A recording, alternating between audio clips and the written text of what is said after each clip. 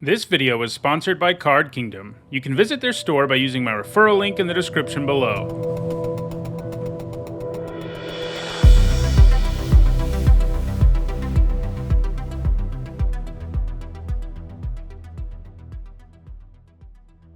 Hi everyone, I'm Sunhome, and it's Friday, so that means it's time for another MTG Top 10, the series where I rank cards based on their historical performance at Magic's highest level of competition. I've been doing this series for quite a while now, for so long that there are over 420 of them, so sometimes I need to revisit lists I did several years ago, since they've obviously changed over time. And that's what we're doing today, with a look at Double Strike. The first MTG Top 10 on Double Strike came out on September 1st, 2017, so we're returning to this topic more than 4 years later. Double Strike is an evergreen keyword ability that allows a creature to do damage twice in combat, doing it the first time before the normal combat phase when first strike creatures do, and then doing it again during the normal combat damage phase. This makes it quite the powerful ability, as it makes creatures challenging to block or attack through, and it means that they hit especially hard. The keyword made its debut in 2003's Legions, and it has since appeared on 164 cards. In this video, we'll take a look at the 10 that have left the biggest impact on competitive Magic. And actually, we'll be looking at more than 10, because I always take a look at the cards that have fallen off the list since its last iteration, and 4 cards that were on the list in 2017 are no longer on the list today. Before we get started, here's a quick reminder on how I score cards in these videos. A top 8 at a first tier event, like a Pro Tour or Mythic Championship, is worth 2 points, and a top 8 at a second tier event, like a Grand Prix or Magic Fest, is worth 1 point. Alright, let's get started with a quick look at each of the 4 cards that fell off of the list in the time between 2017 and today. The first of these cards is Fencing Ace, which snuck in at number 10 on the video in 2017. It only has 3 points, but back in 2017 there were significantly fewer double strikers, so that was enough to make the list. For comparison, the number 10 card on the list this time has 15 points. The Ace is nothing fancy, it's just a 2-mana 1/1 a double strike. It found its way into some versions of Bant Hexproof in Standard, a deck that ran a lot of auras to enhance creatures, and that's something that Double Strike pairs well with. It hasn't gained any points since 2013, and several cards have since surpassed it. The next card to fall off of the list is Rafiq of the Mini, which was at number 9 last time. Rafiq comes with the Exalted mechanic, and in addition to giving +1/+1 to a creature who attacks alone, he also gives Double Strike to creatures who attack alone. This can of course include himself. He was played in some banned aggro decks while he was in Standard, and even picked up a point in Legacy, but he hasn't gained any points since 2010. Student of Warfare also fell off of the list after holding the number 8 slot back in 2017. The Student is a level up creature, and when it's fully leveled up, it gains Double Strike. In Standard, it was played in some versions of Cawblade. It found even more success in Extended, where it was played in White Weenie. It hasn't gained any points since 2011 though, and of course, some newer cards have knocked it off the list. And the last card that got knocked off the list from last time is Ajani, Caller of the Pride. Ajani's a nice aggressive planeswalker that can give a creature +1/+1 counters, and he has a -3 that gives flying and double strike to a single creature. That's enough to make almost any creature into a pretty big threat. While in Standard, it gained points in White Weenie and Selesnya aggro. Alright, now that we've talked about the 4 cards that fell off the list between 2017 and today, let's get to the main list. At number 10, it is Blade Historian, a complete newcomer to the list. The Historian gives double strike to your attacking creatures. That's pretty nice because it means the Historian comes down and immediately impacts the board, provided you have some creatures to attack with. The hybrid mana can be a little tricky, but if you're mono-red, mono-white, or red-white, it isn't especially challenging. The Historian has gained all of its points in Standard and Pioneer Winota decks, where it's a pretty spicy human to hit with her trigger. Winota is no longer in Standard, but the Historian has a decent chance to gain points in the Pioneer version of the deck. At number 9, it is Silverblade Paladin, which was at number 5 last time. It hasn't gained any points since 2017, so that's why it's seen such a big drop. The Paladin comes with Soul Bond, which means that it and another creature both can gain Double Strike. The Paladin can bond with another creature when it enters the battlefield, or the other creature enters the battlefield. Generally, you end up with 2 very impressive creatures and you only spend 3 mana. It was played in a variety of aggro decks in Standard, including Human Tribal, Selesnya aggro, White Weenie, and Bant Hexproof. If I revisit this list again in 4 years, there's a good chance Silverblade Paladin won't be on it.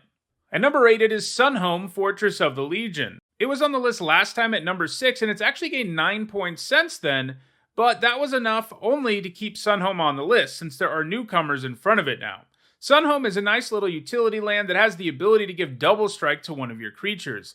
That's a pretty nice ability to have on a land that, of course, also produces mana for you until you want to use the ability. It picked up one block Pro Tour top 8, but most of its points have come in modern Primeval Titan decks. The Titan comes with the powerful ability to tutor up lands and put them directly into play.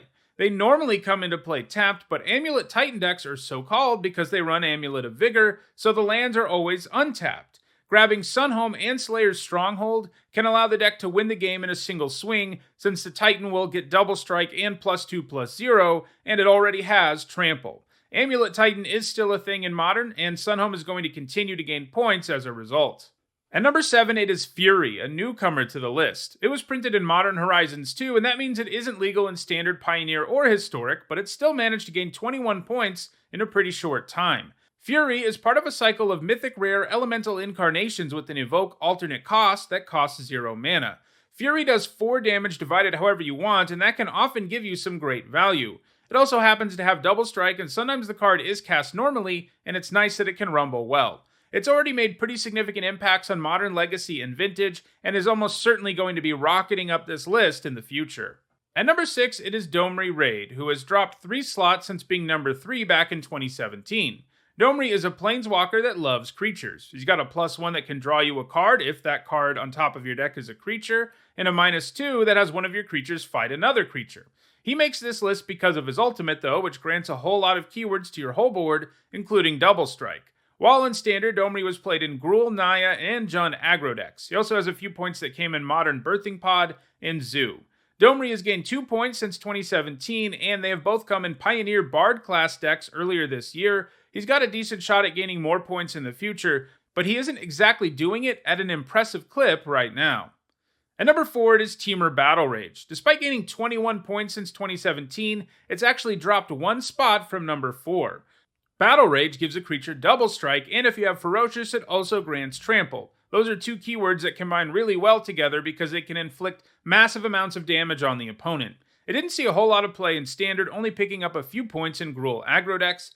However, it has been significantly more successful in other formats where it can really be part of a combo that one-shots the opponent.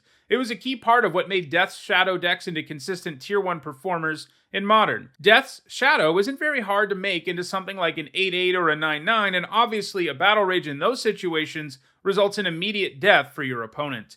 Temur Battle Rage is going to continue to put up points thanks to its important role in Death's Shadow. At number 4, it is Needle Spires. It came in at number 1 on the 2017 list, but has been relegated to number 4 this time around, having only gained 3 points in the last 4 years. Needle Spires is a pretty nice dual land. It provides nice red-white fixing, and it of course can become a 2/1 double strike creature. Creature lands are generally immune to board sweepers or other sorcery speed removal, and that's pretty nice. It was played in both aggro and control decks in Standard, putting up a ton of points in the format. Then, for a long time, Needle Spires was idle, but earlier this year it started to see play in Jeskai control decks in Pioneer.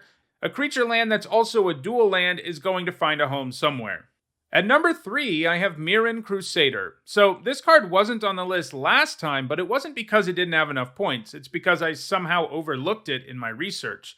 While it has gained a significant number of points since 2017, it also would have made the list last time at number 3 with 40 points. The Crusader comes with protection from 2 colors, which pairs pretty nicely with Double Strike because it means there are lots of creatures that just can't block it, in addition to the fact that it's immune to a fair bit of removal. In Standard, it was played in White Weenie and Cobblade decks. In Modern, it's been played in Hate Bear and Humans, and in Legacy, it's a fixture in Death and Taxes. Basically, it's a nice aggressive creature that many decks have a hard time interacting with. The Crusader will continue to gain points going forward. At number 2, it is Ember Cleave, the highest new card on the list. Ember Cleave plays pretty similarly to Temur Battle Rage in that it grants both Trample and Double Strike at instant speed, but it also adds in power and a toughness boost, and because it's an equipment, the boost will stick around on subsequent turns and can be moved to other creatures. This powerful equipment was a key card in Standard while it was legal there, showing up in a ton of aggro decks. In such decks, casting the Cleave for very little mana is a piece of cake, and putting this on a creature at instant speed often results in either massive damage to the opponent, or a blocker getting run over, or both. While it isn't in Standard anymore, it's also starting to see play in both Historic and Pioneer aggro decks. Ember Cleave is a powerhouse, and it's very likely to continue to impact non-rotating formats going forward. In fact, I'd say it has a pretty decent chance at passing the number 1 card on this list, which only has a 3-point lead right now, and that card is Boros Charm. The charm came in at number 2 back in 2017, so it's the only card from the 2017 list that actually moved up on this list. Like all charms, Boros Charm is a modal card with 3 options. Boros Charm can do damage to your opponent's face, make all your permanents indestructible, or, importantly for this list, give a creature double strike until end of turn. This is a very aggressive card. The 4 damage and double strike modes are really about doing as much damage as possible, and the indestructibility saves your board from most board sweepers. To be fair, the mode most frequently used on Boros Charm is the 4 damage one, and it's largely been played in Burn or Boros deck wins in Standard and Modern. But this is a burn spell that has the extra upside of giving something double strike in a pinch or giving your board indestructibility, and that's pretty cool. There aren't really any other burn spells that can say that. It's going to continue to gain points, but Ember Cleave is right behind it. Well, those are the 10 double strike cards that have left the biggest impact on competitive Magic. If you want to own any of these cards, you can buy them on Card Kingdom. If you look in the description, you'll find direct links for each card in this video. If you enjoyed this video, please like it and share it so that others can enjoy it too. If you want to catch future videos, don't forget to subscribe and turn on notifications. If you want to catch up on some other MTG top 10s, including more on keyword abilities, you should see some playlists on your screen shortly. Lastly, if you want to go the extra mile in supporting the channel, you can on Patreon. Thanks for watching.